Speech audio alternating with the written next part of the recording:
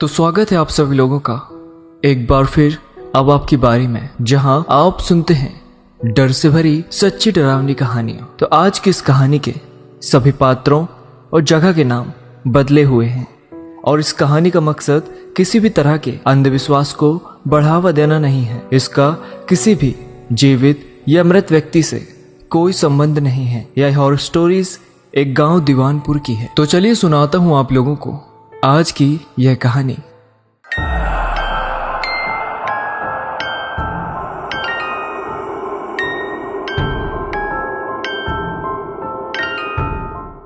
गांव के त्रिभुवन काका के पास बहुत सारी गायें थी।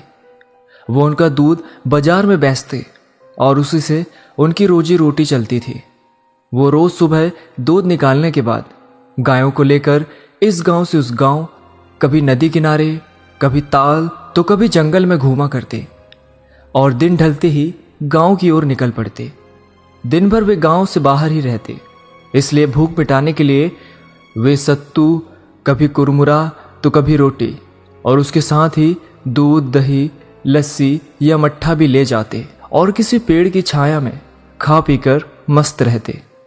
प्यास लगने पर किसी गांव के बाहर लगी नल, ट्यूबवेल या फिर कुएं से पानी निकाल के पी लेते। वैसे ठंडी के दिनों में वे पानी भी ले जाते, लेकिन गर्मी के दिनों में पानी गर्म हो जाने के कारण वे पानी नहीं ले जाते। बोर होने पर पुराने गाने गुनगुनाते। यही उनकी दिनचर्या थी और वे इससे खुश भी थे। एक बार की बात है, त्रिभुवन काका बीमार हो गए और ऐसे बीमार हुए कि ठीक होने का नाम ही नहीं ले रहे थे। एक दिन बीता, 2 दिन बीता, लेकिन कोई आराम नहीं हुआ। और उधर गायों का बुरा हाल। उन्हें तो सिवान में घूम घूम कर घास चरने की आदत थी। वे रंभा रंभा कर आसमान सिर पर उठा ली। त्रिभुवन काका की पत्नी पुआल वगैरह गायों को खाने के लिए देती, लेकिन गाय उसे खाना तो दूर देखती भी नहीं थी, मानो अनशन पर बैठ गई हों। दिन भर खूंटे के इधर उधर घूमकर गोबर से पूरी जमीन कीचड़ कर दी और कुछ तो इतनी सयानी थी कि नांद में ही पैर डालकर खड़ी हो गई। उनका हट देखकर त्रिभुवन काका बड़े परेशान हो गए। उनकी तो हिम्मत नहीं पड़ रही थी, तो उन्होंने अपने साले के लड़के को बुला लिया। उसका नाम राकेश था। 18 साल की उम्र में ही वह बहुत ही होशियार था। उसके घर पर भी गाय थी, तो उसे इन सब चीजों की जानकारी थी। दूध दही खाकर गबरू जवान बन गया था। कोई उसे देखकर उसे 18 साल का कह नहीं सकता था। उसने त्रिभुवन काका के सारे काम संभाल लिए। वह साथ में ही अपनी किताबें भी ले जाता और पेड़ की छाया में पढ़ाई भी करता। त्रिभुवन काका ये सब देखकर बड़े खुश हुए। गर्मी का दिन था। खेतों में घास गर्मी की वजह से खत्म हो गई थी और उसे इस इलाके की जानकारी भी नहीं थी। वह गायों को लेकर पास के जंगल में पहुंच गया और कब वह घने जंगल में पहुंच गया उसे पता ही नहीं चला। दोपहर का समय हुआ था। राकेश को प्यास लगी। पानी गर्म हो जाने के कारण उसने पानी गिरा दिया था। वह इधर उधर जंगल में पानी की तलाश में घूमने लगा।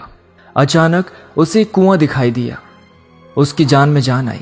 वह झट से कुएं के पास पहुंचा तो देखा गर्मी के कारण पानी काफी नीचे था। उसने एक छोटी बाल्टी, जिसे वह अपने साथ रखता था, उसे अपनी धोती से बांधकर पानी निकालने की कोशिश की, लेकिन कामयाब नहीं हुआ। पानी काफी नीचे था। उसने बहुत कोशिश की, लेकिन कुछ नहीं हुआ। वह थक गया था और पसीने से पूरी तरह भीग गया था। वह हार कर पेड़ के नीचे बैठ गया। तभी उसे पायल की छम छम की आवाज सुनाई दी। वह चौंका कि इस जंगल में और दोपहर के समय कौन आ सकता है। उसने पीछे मुड़कर देखा तो एक बेहद खूबसूरत लड़की अपनी कातिलाना अदाओं के साथ राकेश की ओर चली आ रही थी। राकेश उसे एकटक देखता रह गया। उस किशोरी की खूबसूरती में राकेश खो गया था। पास आकर उस किशोरी ने नटखट अदा के साथ राकेश को पूछी, प्यास लगी है क्या? मैं पानी पिला दूं? राकेश तो जैसे सुध बुध खो बैठा था। उसने घबरा कर हाँ में सिर हिला दिया। किशोरी आगे बढ़ी और कुएं की जगह पर पहुंचकर अपने दोनों हाथों की अंजलि बनाई और कुएं में झुक गई। राकेश जैसे सम्मोहित हो गया था, उसे कुछ दिखाई ही नहीं दे रहा था। किशोरी ने पानी निकाला और राकेश की तरफ बढ़ी। राकेश बिना कुछ बोले अपने हाथों की अंजलि बनाकर अपने मुंह से सटा लिया। किशोरी ने अपने अंजलि का जल राकेश की अंजलि में उड़ेलना शुरू किया और राकेश ने उस अमृत रूपी जल को पीना शुरू कर दिया। वह अलग बात थी कि उसके अंजलि का आधा पानी जमीन पर गिर रहा था, क्योंकि अभी भी वह उस किशोरी के चेहरे की खूबसूरती को एक टक पिए जा रहा था।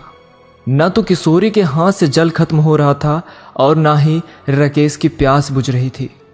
ऐसा प्रतीत हो रहा था जैसे सदियों की प्यास आज तृप्त हो रही हो। यह सिलसिला आधे घंटे तक चला। तभी किशोरी ने ध्यान दिया कि राकेश पानी कम पी रहा था और उसके चेहरे का रसपान अधिक कर रहा था। वह असहज होते हुए बोली, और पिलाऊं कि बस? राकेश कुछ बोल न सका, सिर्फ ना में सर हिला दिया।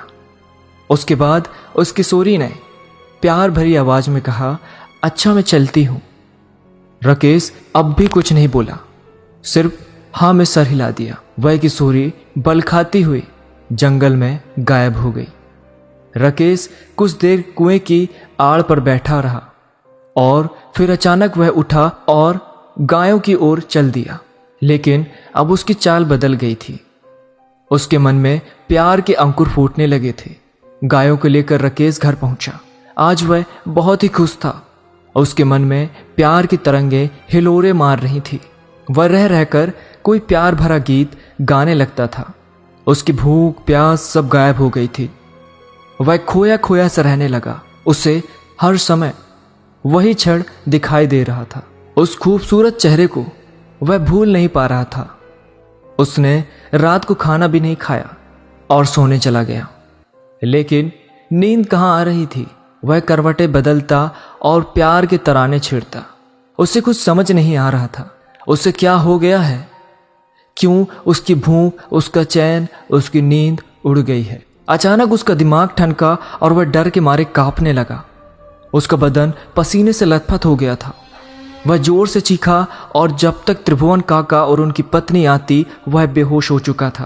त्रिभुवन काका उसके चेहरे पर पानी छिड़के और भी जतन किए, लेकिन कोई फायदा नहीं हुआ। तभी त्रिभुवन काका की पत्नी इमरती देवी ने हनुमान चालीसा का पाठ शुरू किया। अभी 2 ही लाइन उन्होंने पढ़ी थी कि राकेश तेज आवाज में हंसा। लेकिन आश्चर्य यह था कि यह हंसी राकेश की नहीं होकर किसी लड़की की थी।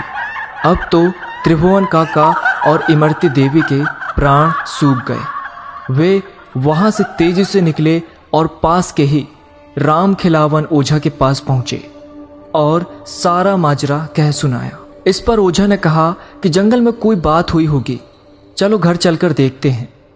ओझा, त्रिभुवन काका और उनकी पत्नी जैसे ही बाहर निकले, एक काली बिल्ली ने तेजी से उनका रास्ता काटा। राम खिलावन ने कहा कि चुड़ैल कोई छोटे मोटे चुड़ैल नहीं है, इसे हम अकेले नहीं संभाल सकते। आप गांव के और भी लोगों को साथ लो और वहां सभी लोग एक साथ गायत्री मंत्र का ऊंचे स्वर में जाप करेंगे और यह घंटा शंख बजाएंगे। कोई थोड़ा भी नहीं डरेगा। वह तमाम तरह के हथकंडे अपनाएगी, कभी रोना, कभी मायूस होना, कभी डराना, लेकिन सबको पाठ जारी रखना है। जैसे ही सभी लोग त्रिभुवन काका के घर पहुंचे तो एक तेज हंसी के साथ ही राकेश छत की 4 दीवारी पर चलने लगा। सबके होश उड़ गए, लेकिन किसी ने हार नहीं मानी और गायत्री मंत्र का जाप शुरू कर दिया और साथ ही घंटा, शंख आदि बजाना शुरू कर दिया। रात के समय इस तरह की आवाज से अगल बगल के गांव वाले भी बहुत ही अचंभित हुए और गुटों में वे भी इस गांव की तरफ आने लगे। इधर ओझा ने अपने कार्य शुरू किए। जैसे जैसे ओझा के मंत्रों का प्रभाव बढ़ता, वह चुड़ैल और भी भयानक तरीके से लोगों को डराती। कभी वह उल्टे पांव चलती तो कभी छत पर उल्टा चलने लगती, तो कभी भीड़ के किसी एक खास की तरफ तेजी से बढ़ती, लेकिन वह किसी को छू नहीं पाती 4 घंटे तक यह कार्यक्रम चला। सुबह के 5 बजने वाली थे।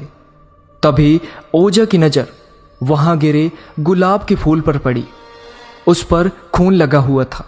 उसने वह फूल जैसे उठाने की कोशिश की, चुड़ैल खूब जोर से चिल्लाई और एक भयानक रूप बनाकर तेजी से ओझा की ओर झपटी। लेकिन तब तक ओझा ने फूल को आग में डाल दिया और आग में डालते ही राकेश का शरीर शांत होने लगा और कुछ ही समय में एक तेज चित्कार के साथ एक काला गहरा धुआं राकेश के मुंह से निकला और राकेश उठकर बैठ गया। पूरा माहौल सामान्य हो गया था। ओझा के पूछने पर राकेश ने सारी बात बता दी और उसने बताया कि उसे रात को नींद नहीं आ रही थी। तभी वह चुड़ैल मेरे पास उसी लड़की के रूप में आई। तब मुझे शक हो गया। मैंने उससे उसका नाम पूछा। वह कुछ नहीं बोल रही थी। उसने इस गुलाब के फूल के कांटे को मेरी उंगली से चुभा दिया और जैसे ही इसमें खून लगा वह अपने असली रूप में आ गई। इस घटना के बाद राकेश के साथ ही त्रिभुवन काका भी उस जंगल की तरफ जाना छोड़ दिए। तो यह थी आज की कहानी। आशा करता हूं आपको यह कहानी जरूर पसंद आई होगी और अगर आपके पास भी ऐसी कहानियां हैं तो आप मुझे इंस्टाग्राम में भेज सकते हैं, जिसकी लिंक मैंने नीचे डिस्क्रिप्शन बॉक्स में डाल दी है। तो मैं फिर मिलूंगा किसी और कहानी के साथ।